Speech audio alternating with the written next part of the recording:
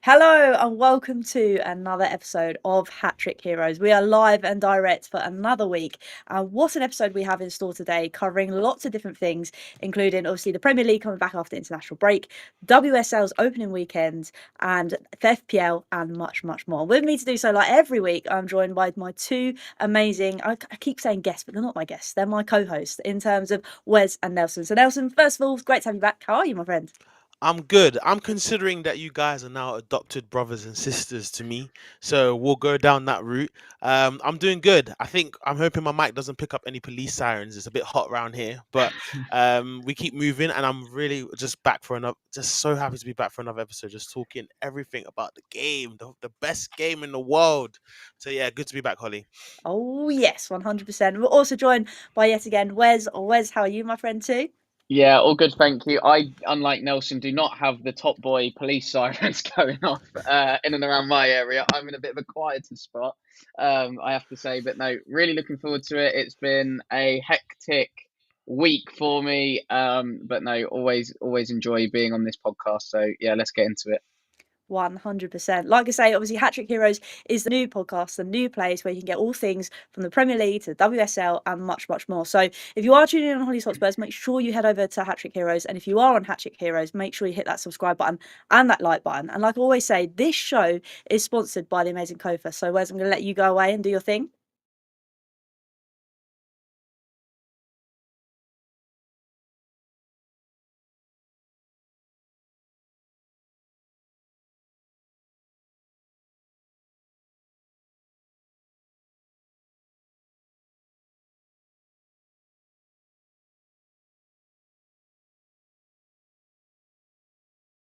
Bosh. So make sure that you go check out Kofa as well. But without further ado, let's kick things off because obviously it's the end of international break, which is lovely. I'm great to be back and talking all things about Premier League. So, Nelson, first of all, game week 3, we have some tasty games coming up very, very soon. I'm going to start with the Manchester Derby. Obviously, I believe City are at home against United. So, how do you kind of see this one going down?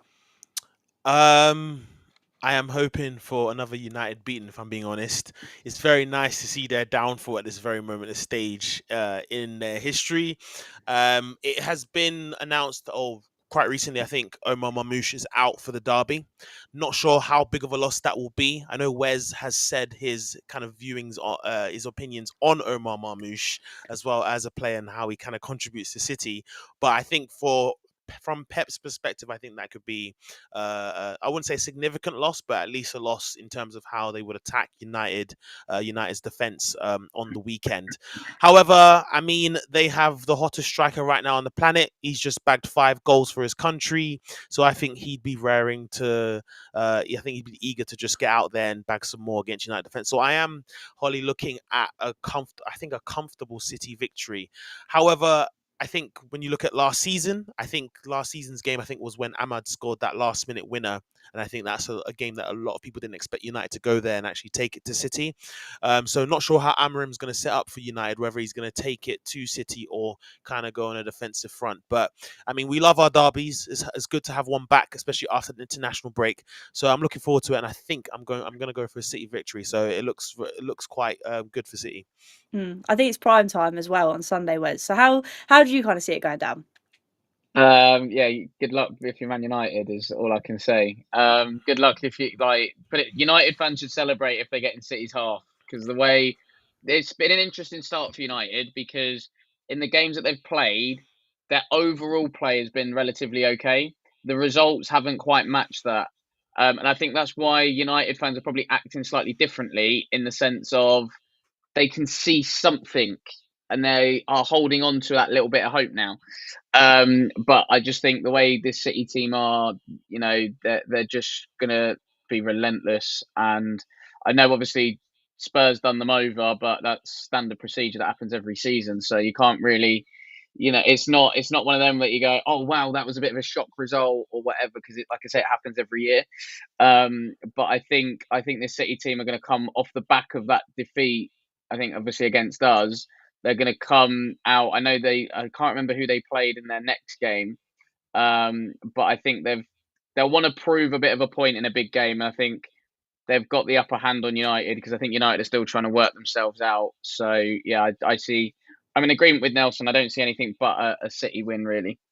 Yeah, I think I'm in the same boat as well. I think it's going to be very difficult for United. But then saying that, like Nelson said, they did come out of the blocks last time, so it'll be an interesting game. But obviously, I know we're on the theme of derbies, whereas it's not. I mean, it is a derby, but it's more of a cup final for West Ham, because the next one for us is obviously Spurs versus West Ham at their gaff, I believe, too. So for you, how do you see this one going down?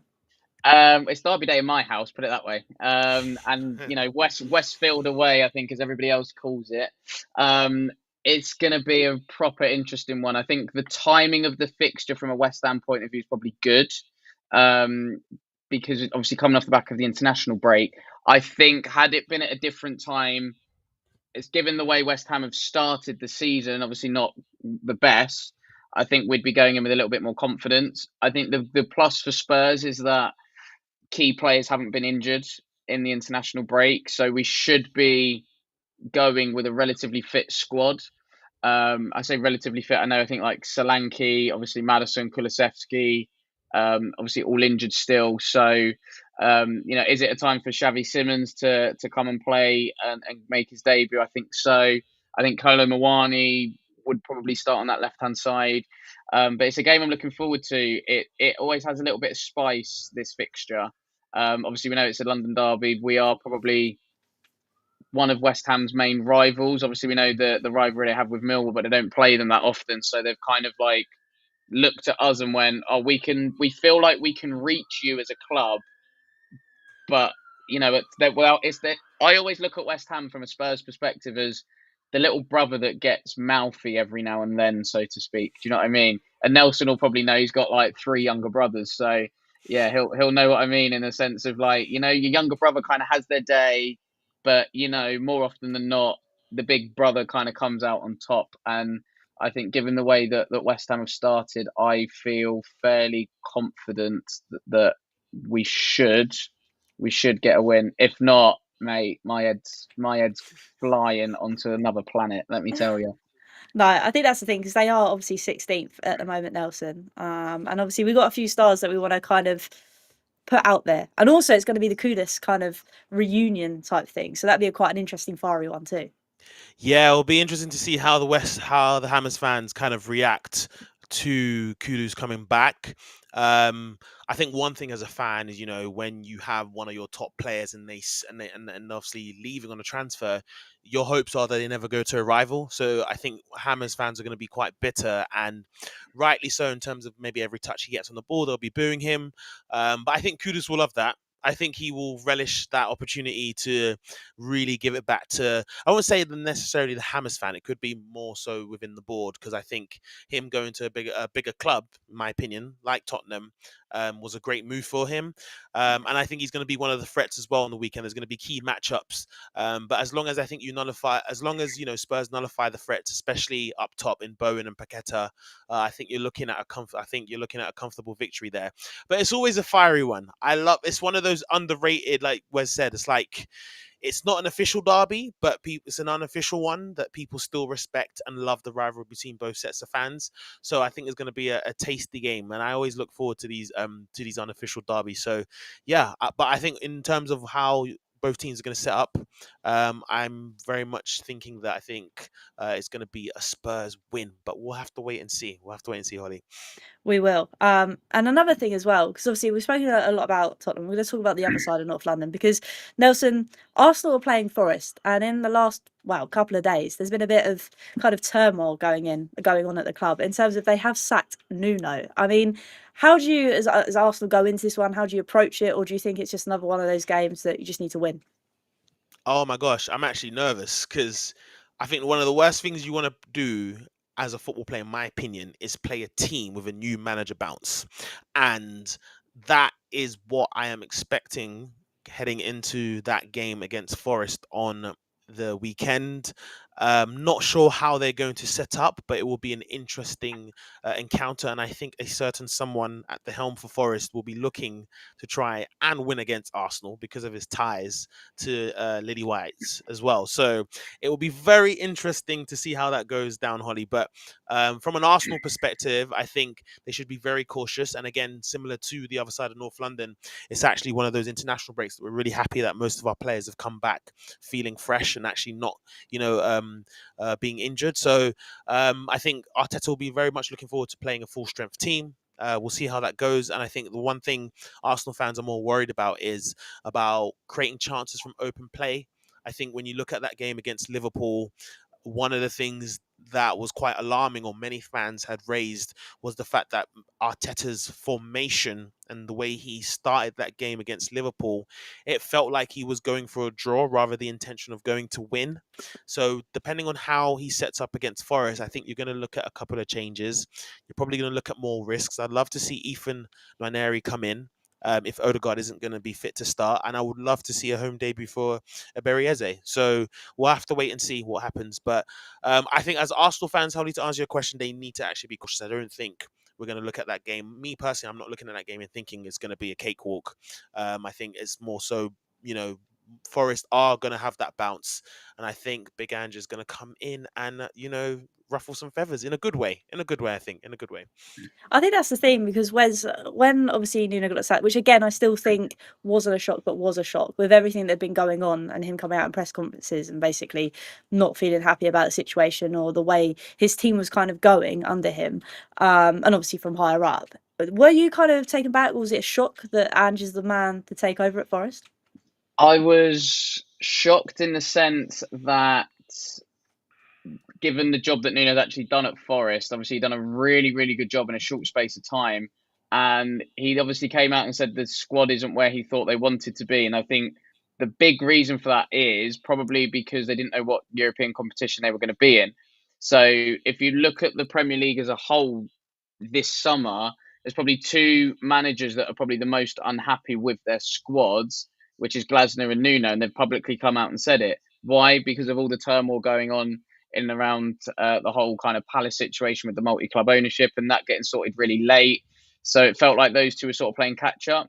But interestingly, after Nuno came out and said that, Marinakis then spent over 100 million on players. So it wasn't as if, and I think credit where it's due to Marinakis, he has given, Cooper, Nuno, and I suspect now Ange, the funds to build the team and the squad in the way that, the manager wants. But with Marinakis, I don't think anything's a surprise. He seems to be, I wouldn't say a hothead, but he can be quite rash in making decisions.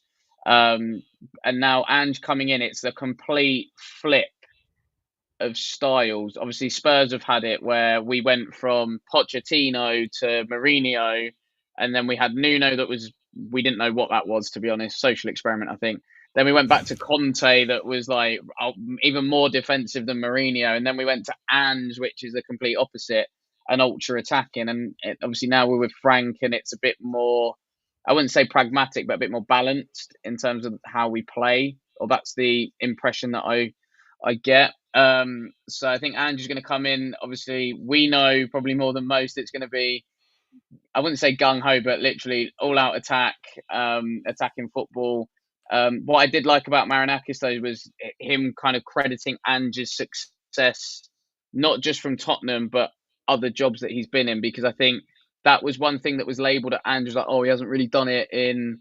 But actually, when you look back at his CV, I mean, it's hard to win league anywhere and get success anywhere, regardless of like the standard and everything else. It's hard to win, and I think Ange has proven that he can win. So obviously now he's got that balancing act again of Europe and Premier League. I think he's probably better for his Tottenham experience. And listen, he always wins things in his second season. So I think I saw a couple of the club admins that are playing Forest in the Europa League and going, I'm glad we're facing Ange in his first season and not his second season, type of thing. So no, it's gonna be exciting, I think, for Forest. He's got some good attacking players as well. Obviously, Amari Hutchinson, McAtee. I mean, Elliot Anderson has just turned into one of like, I reckon it could be one of the most coveted midfielders now in the Premier League, just given after his international break. So he's got the base of a really good squad. Obviously, Gibbs White in there as well. Douglas Luiz can provide that defensive solidity in midfield. Obviously, you've got Murillo and Milenkovic that headed and kicked everything last year. So I think Ange has got the foundations there, going off the back of what Nuno's built, of a really good side. It's going to be just so interesting though to see how he changes it, how he molds it to the way that he wants to play. Obviously, with Spurs, we were fairly open anyway, so it didn't really make much difference. But Forest were very, very, rigid and structured in their defensive structure, so not much space in between lines. And I think that's why teams struggle to break them down. We know with Ange that's not going to be the case, but it's just going to be interesting to see how front-footed he's going to be with his new Forest team. I think as well, Nelson, quickly come to you. I think we as Spurs fans had a massive thing that he wouldn't really adapt. And obviously under Thomas Frank, we seem to see adaptation throughout the game, not just game to game. Do you think that's something that he's still going to struggle with? Or do you think he's come to Forest with maybe new eyes and be like, right, if I do need to adapt, I'm going to have to, sort of thing?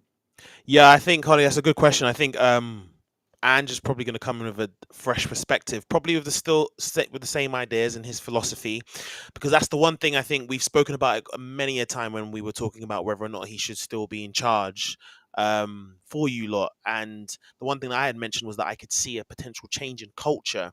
So Nuno has built something at Forest, and whether or not Ange is going to come in and completely flip it, we'll have to wait and see. But I think I back him this time. I back him. I think he has something to prove to everybody, to all his doubters out there. So I'm actually rooting for him because I think he's just a good bloke, anyways, as well. I think he's a good human being, and that's something that many players as well want from a manager. Great coach, great man management, but also just being a great human being. So I think Nuno was also that for the players, but I think they're getting in my opinion, an even better human being in Ange. So we're gonna have to wait and see. I think there's less pressure, so I think less pressure in terms of the club that he's in, because Forest have obviously come up in recent seasons and have stayed in the Premier League, and have essentially now with Europe, he's obviously got the familiarity of playing in the Europa League and winning it. So I think he'll feel comfortable with it. I think handling a squad as well with 2 games kind of per week. I am rooting for him, Holly. I have not said this for a manager in quite a while, but I'm actually very much rooting for him. I do feel sad for Nuno, in the sense that I think what he was building was actually something really good at Nottingham Forest. I think that the community, I think in terms of just the whole city in itself, were loving what he was building. And I think as well, he mentioned, I think one of the first things he came out in public and spoke about was his relationship with Marinakis. And I think the recent appointment of Edu had a big factor to play. I read an article on The Athletic where they mentioned how I think Edu coming in, I think, has shifted and changed the relationship. And me being an Arsenal fan and knowing what Edu did at my club, thank you, Andrea Berta, for the signings you brought us this season, because Edu has, I think this is a man that just talks the talk.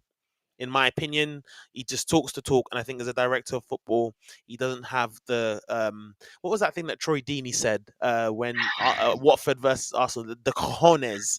Do you know what I mean? I just think he lacks that in terms of going out there and being ruthless in getting your players. Obviously, Marinakis will provide the money, but whether or not someone like Edu is someone that is going to get it over the line, for me, he just doesn't seem that person. I've seen that in the future. I've seen that at Arsenal. So I hope that doesn't affect how Forest recruit and how they get players in the future, because I think Ange could, with the squad that he's inherited, like Wes mentioned, he could go on and build something even bigger. So we'll have to wait and see. I think that's the thing, and like you say, I do feel sorry for Nuno. And like Roy said, it obviously he was at us for a short stint. He was going to make us proud, and it didn't really kind of fall into that. But he did do wonders at Forest. So wherever he kind of ends up next, because I would assume he's going to look to go somewhere else, or hopefully be picked up by another team that he does really well. Because like I say, what he did with Forest was immense. But obviously, like we said, it's got lots of exciting fixtures coming up. I'm very glad the international break is done and dusted, because it just drives me insane. But it kind of leaves us and moves us on to the WSL, because it was the opening fixture this weekend. And now I would normally come to Nelson first, but I'm going to come to Wes, because obviously on last week's show, Wes said that Everton may struggle in the WSL. But instead, they managed to thrash Liverpool this weekend. So, Wes, what have you made, obviously, of that opening game? I believe it was 4-1 from my notes, Everton versus Liverpool. It wasn't at Goodison Park, so I'll give you that one. That's still to come. But what have you kind of made, maybe of the opening weekend, but more importantly, that game individually? Yeah, I think that was probably the biggest shock of the weekend. It wasn't necessarily the victory for Everton; it was more like the margin of scoreline. But listen, it's game one. Do you know what I mean? There's a long way to go. It's not a it's a marathon, not a sprint. Do you know what I mean? But yeah, looking at it, that one proper shocked me. So I was like, geez, because I know Liverpool have lost. Nelson will probably tell me more, but obviously losing Olivia Smith to Arsenal. That's a big loss for Liverpool. But yeah, and it's obviously never nice to lose a derby anyway, and all that goes with that. So yeah, I think like credit to Everton, they did their job. They did what they kind of had to do. So who knows? They could end up potentially being a surprise package, and that could be in a positive way or also a negative way. Is all I'm going to say on that one. No, it's fair. And to be fair to you, you did say that Goodison was potentially going to be the thing that was going to not, what's the word, elevate their game, because obviously playing in such a stadium with so much history, and they were away for this game, so that might be it. But Nelson, it was a big victory for them, wasn't it? It was fantastic. I want to obviously point out a player that a lot of people might not know if they're watching today on this podcast. Ian Wright had mentioned her quite a while back when I think one of the England youth teams had beaten Spain 10-1, and she was the only like goal scorer in that match, Ornella Vignola, who scored the hat trick for Everton. 20 years of age, I think, is a fantastic young talent. Played in the Barcelona academies, and then went to Granada, and then has now come to Everton. I think it's a really good signing from Everton. She still has a lot. The ceiling is high for her, in my opinion, and I wouldn't put it past her for her to get double digits this season in the WSL. The way in which, if you look back at that hat trick, I think it had everything. I think it was close to being one of those perfect hat tricks, right foot, left foot, and header.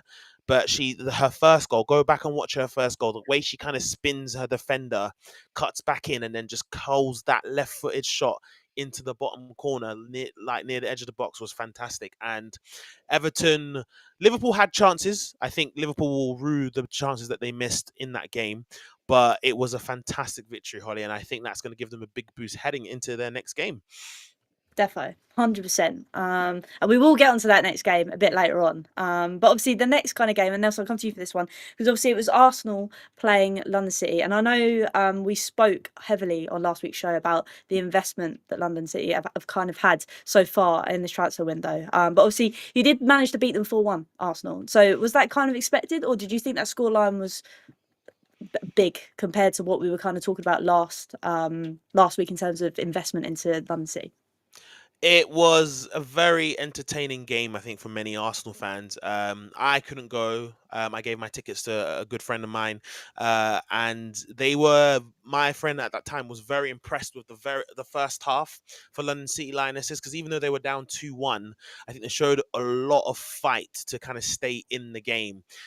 This is not a team that is just full of just kind of like people would kind of say above average players. No, we've got 4 internationals in this squad. And I think the captain who stepped up, Aslani, was scored against England in Euros. Like, they have a team full of internationals, and I think their depth will go a long way in actually helping them potentially stay up.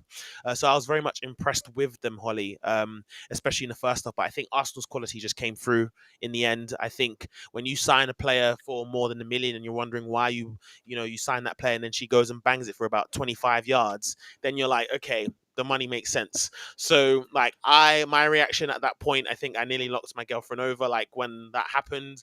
And it was a fantastic kind of game to watch. And in terms of like Arsenal, just kind of the depth in there is ridiculous. Like, to bring on the likes of Stina Blackstenius, Beth Mead, and Caitlin Ford, like those 3 subs in particular, like any team looking at that bench are thinking, oh my gosh, we still have to deal with these 4 internationals. So it was a comfortable victory for us in the end. We could have scored more.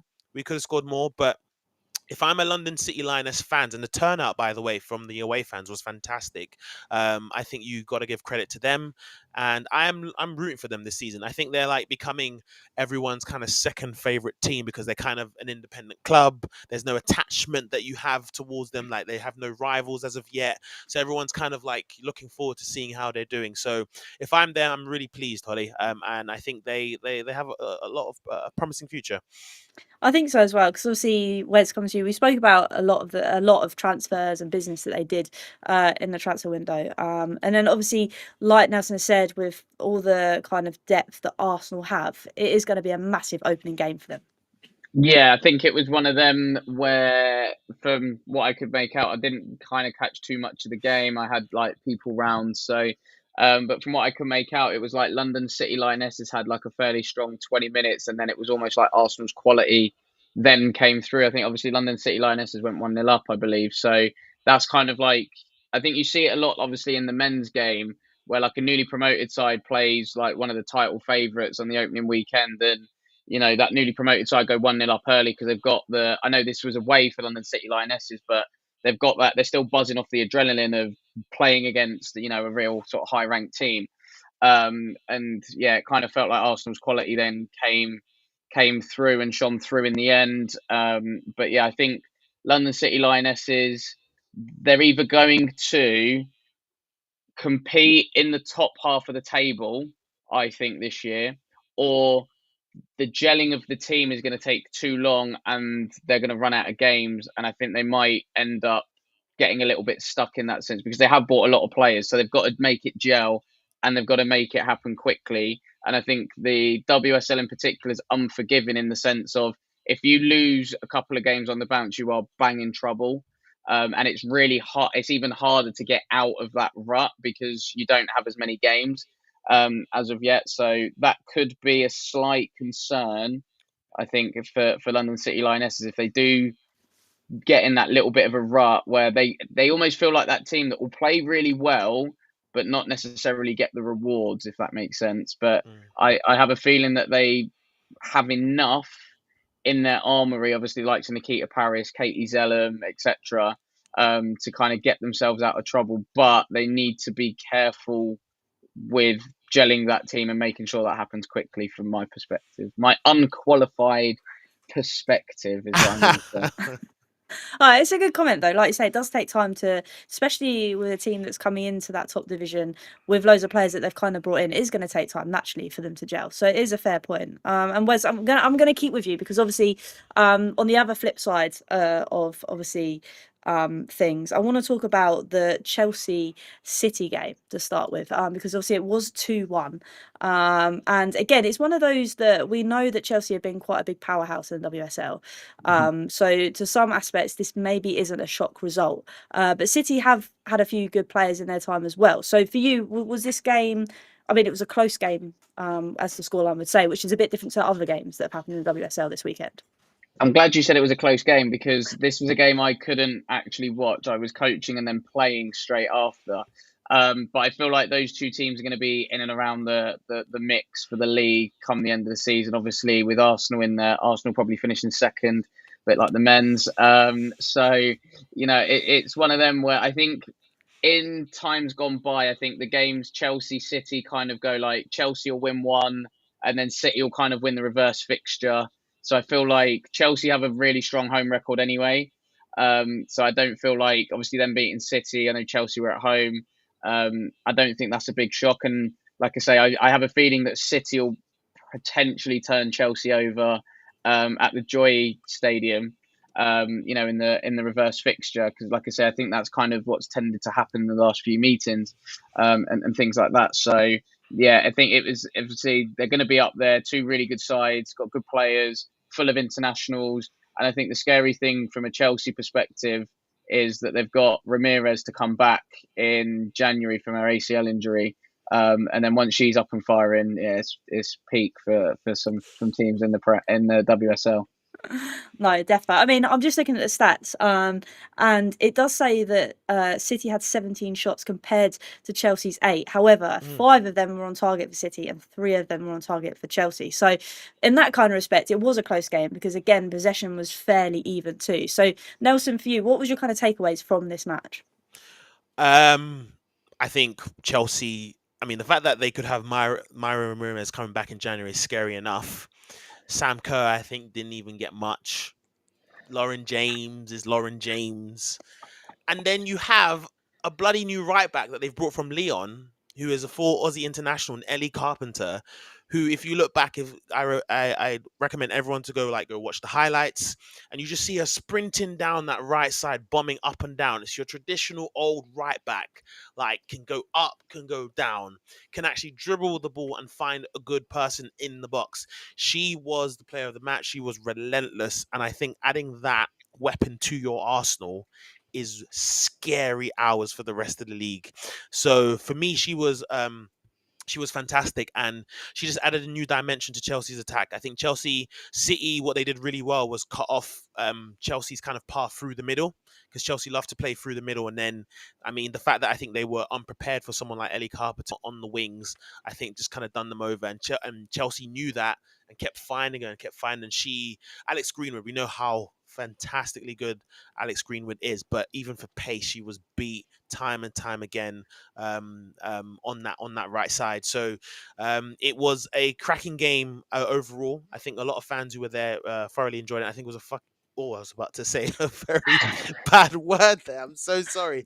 It was a bloody great start to the WSL, Holly, is all I have to say. So it was a fantastic victory for Chelsea, and I am very scared because I do expect them to win it again. So we'll have to wait and see. But a great start to the season.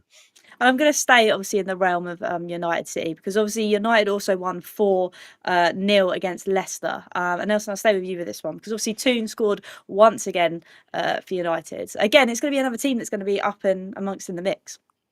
Yeah, United, I think credit to United's ladies, because with what they have to deal with their owner, the way that they just kind of play through and so resilient. I love watching them play.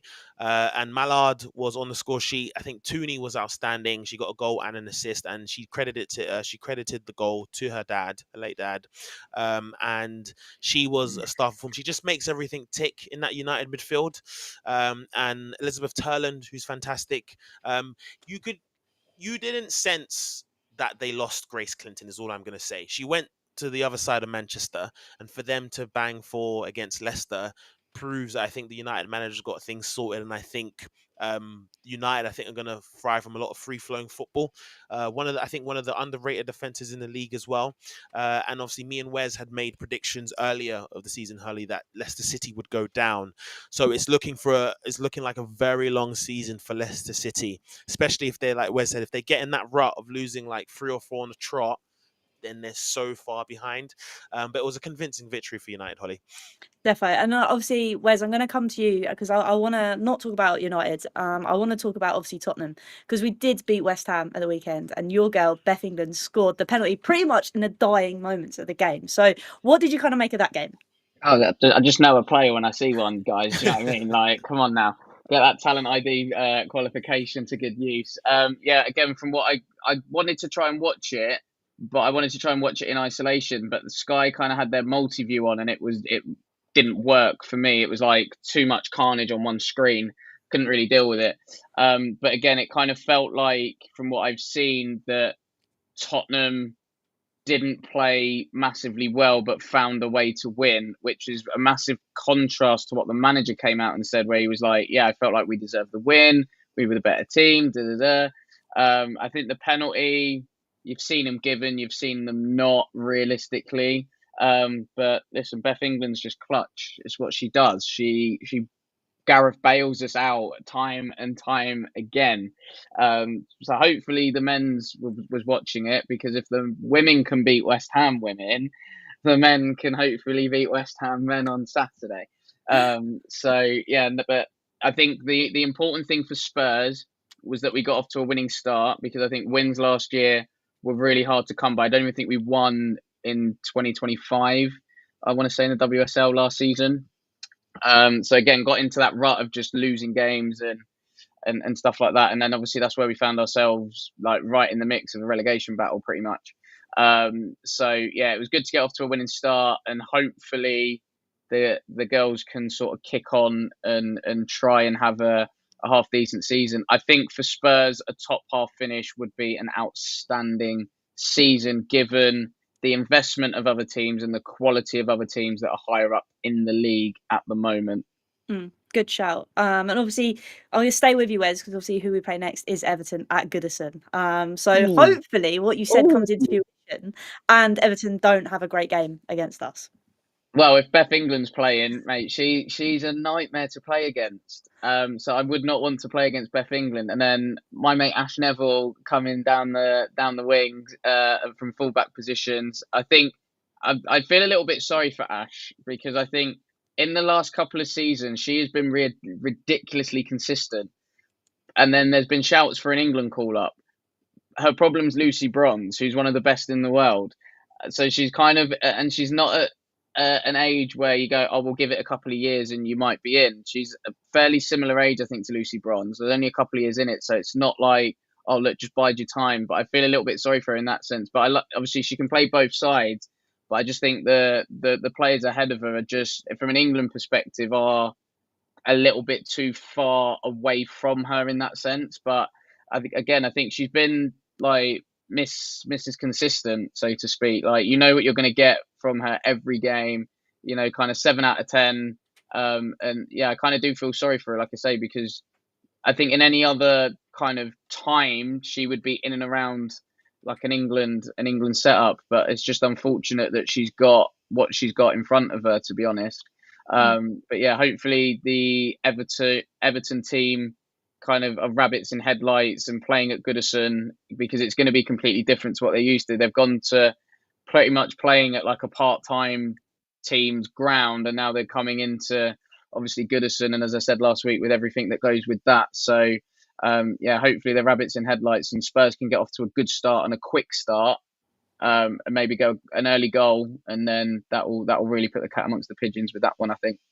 Hopefully, like I say, it'd be good to get 3 points off of them as well. But Nelson, the other big game of next weekend is obviously London City versus United. How do you kind of see that one going down in terms of maybe players to watch out for? Who do you think is going to have the better game, etc., etc.? It's going to be a tough one, Holly. I think it's going to be a tough one for London City Lionesses to be specific. I think United are going to come there, off the bounce of smashing Leicester. They're going to be buzzing for that game. But for London City Lionesses, it's a big game. I think this will set the tone potentially for their season.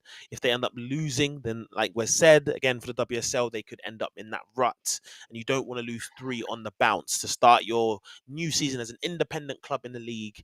You don't want to start with 3 losses on the spin. So in terms of players to look out for, in terms of London City Lionesses, I will always look at their captain Aslani, full international, really steadies the team in terms of her link-up play. There was a winger, I can't remember her name, but I will definitely figure it out at some point. But she was on the left wing against Arsenal, and she caused a lot of problems for Emily Fox. So I think she is one to watch out. I think if Nikita Paris can get in those really good positions up top, she could be. She used to play for United as well, so she might be relishing that opportunity to play against her former club and score her first goals for London City Lionesses. Also at the back as well, Alana Kennedy. She was, again, in the first half, I mentioned Lionesses had a fantastic first half, and she was one of the bright sparks in that defence. Really assured, kept the high line, and really did well to cover for any kind of mistakes that happened within midfield. For United, it would be Tooney. It would be the whole attack, really. Tooney, Mallard, Turland, Riviere, Bizet, like they would all be like the ones to kind of watch out for, because I think one thing that I've noticed is that United do have a really good chemistry, and the fact that, like I mentioned, they don't miss a certain Grace Clinton.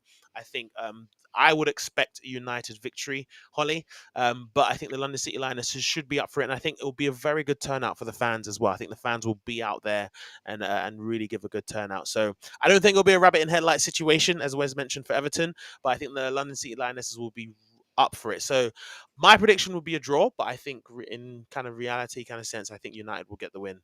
It is going to be an exciting weekend of football, both for the WSL and for the Premier League. Like I say, if you are watching this on Hollie's Hotspurs, make sure you head over to the Hat Trick Heroes and hit that subscribe button over there and the like. It obviously helps us out and makes you part of the new home of this show. But before we kind of go, let's move on to obviously our FPL. And Nelson, I'm going to come to you first because obviously we've been talking about WSL. So I'm going to bring your one up now so everybody can kind of see. So if you want to kind of explain what kind of went on, and also where you kind of do the WSL, because I know you mentioned off air that this is slightly different to the Premier League one.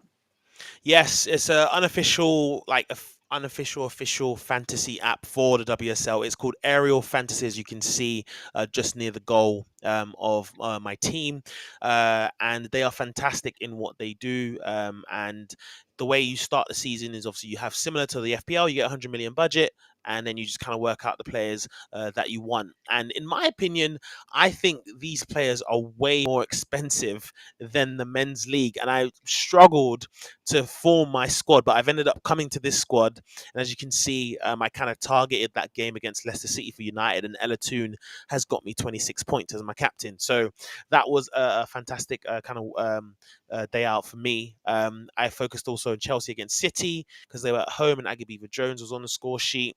And Yui Hasagawa was also someone that I think is going to be very important for City this season in midfield. I've gone for youth up front, as you can see, Michelle Adjiman and Nikita Paris as well, which I have kept in my squad. But I have made some changes already, Holly, to my squad for next week. Off the back of her hat trick against Liverpool, I've gone for Vignola in midfield. And also, I've actually swapped out Nikita Paris for the Capox. She scored the first goal in that Merseyside derby, and they'll be playing Leicester City away from home. So similar to how, I tell everybody in the FPL to kind of focus against like the team that you think will finish kind of bottom. That's what I've gone for my strategy this season.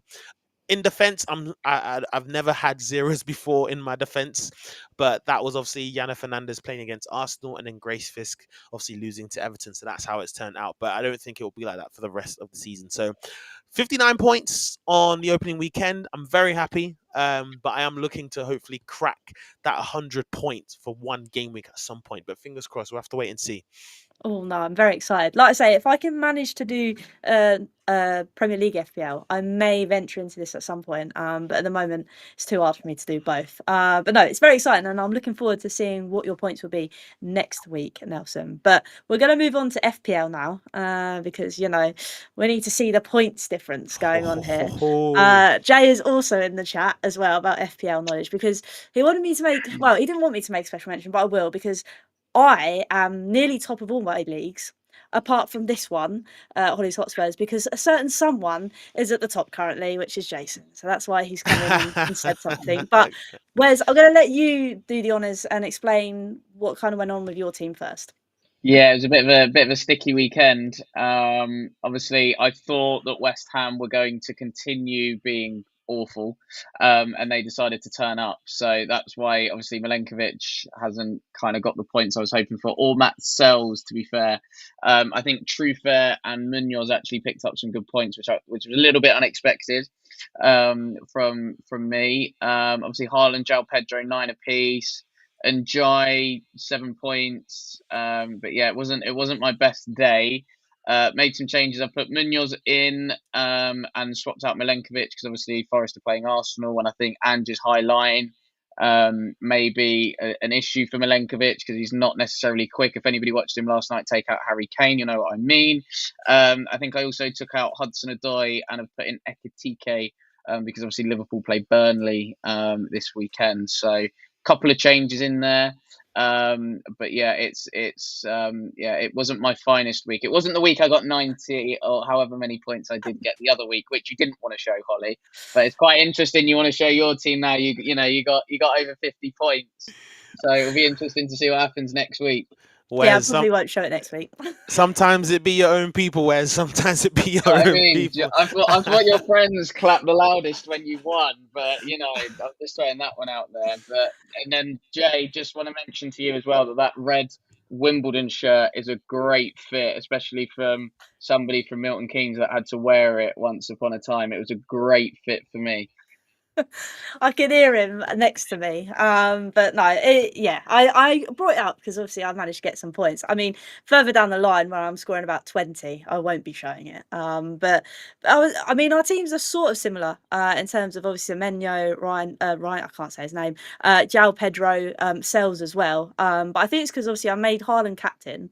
I think Salah's having a bit of a stinker, but I can't remember who they're playing at the weekend, and I think I need to keep. Burnley. So I need to keep him in, I think. But then after that, I think I'm going to ditch him off. But there's a few changes I need to make, but in pure Holly fashion, I haven't got around to it yet.